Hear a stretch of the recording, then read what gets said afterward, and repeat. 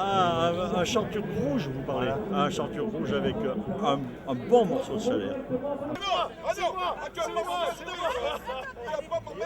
Un Côte d'Auvergne rouge, moi j'irais plus sur, parce que c'est un vin qui va être quand même assez épicé, on est sur le fruit et l'épicé, moi j'irais sur de la charcuterie ou alors éventuellement sur du peut-être des gibiers. Avec des gibiers ça pourrait être intéressant. Ouais. Alors déjà, ce qui est le plus symbolique du Chanturc, c'est le coq au vin, parce que la vraie recette du coq au vin, c'était le coq au vin au Chanturc. Ça, c'est une première chose. On a eu la chance qu'il y ait beaucoup d'eau hier, et comme on était au Clos des Amoureux, la terre collait, mais on a supposé qu'elle était amoureuse, la terre. C'était génial, mais on a supposé qu'il y a certaines personnes qui s'auraient pu ennuyer, alors on a déroulé le tapis rouge. La qualité parlera d'elle-même, ce qu'il y a, c'est qu'il faut réinviter les Auvergnats, reprendre un verre de vin d'Auvergne. Voilà, et ça, une fois qu'ils auront mis le nez dedans, ils pourront plus s'en passer. Moi, je préfère les vins à l'apéro avec un petit peu de charcuterie et des choses comme ça. Voilà. Moi, je le boirais comme ça. Moi, j'adore les entrecôtes de salaire et j'en mettrais une entrecôte de salaire. Si tu me proposes, oui. Grillé, à la cheminée dans mon canton, ça très bien. Exactement. Avec les amoureux, c'est ici, maintenant, tout de suite. Et ceux qui ne sont pas là, ils ont tort. Et voilà. C'est amoureux de la terre, amoureux de la vigne, amoureux de son métier. Et puis du partage et de la convivialité, quoi. De la convivialité, Toi, et du bien manger la et du bien boire.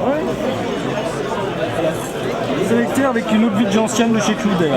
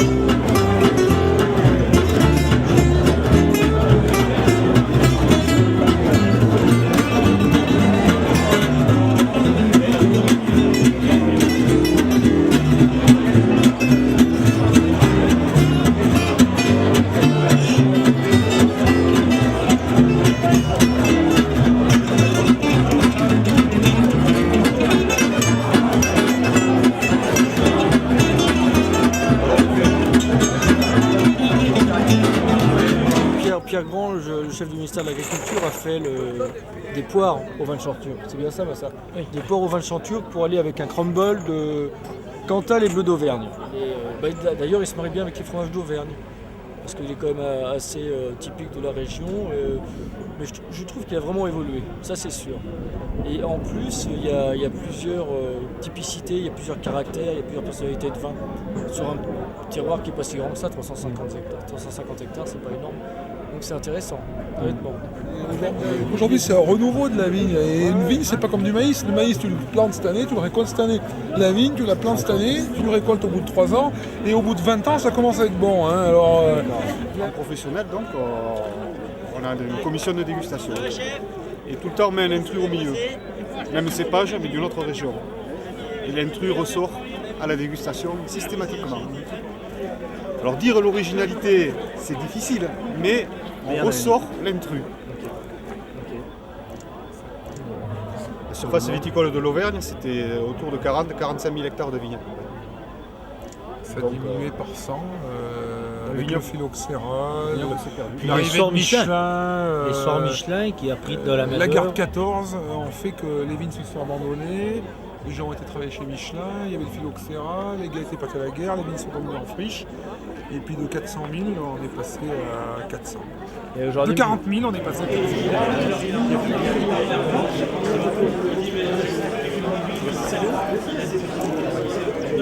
Vous êtes en train de goûter quel vin? On est sur un rouge, on est sur des cépages gamés très vieilles vignes, très très vieilles vignes, sur sol basaltique. On est sur des vignes qui ont entre 70 et 110 ans, de la petite grappe, des jus très concentrés, avec une texture, une robe voilà, gamay typique. On n'aurait jamais pensé avoir des produits comme ça avec des gamay, avec le cépage gamay. Voilà. Là, c'est quelque chose d'exceptionnel.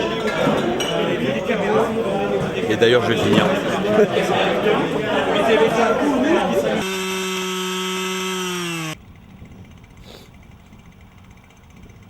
Maintenant, le plus gros travail, c'est aux Auvergnats et aux Clermontois de prendre la promotion de ce produit et de dire maintenant, on n'a pas à rougir du travail des viticulteurs.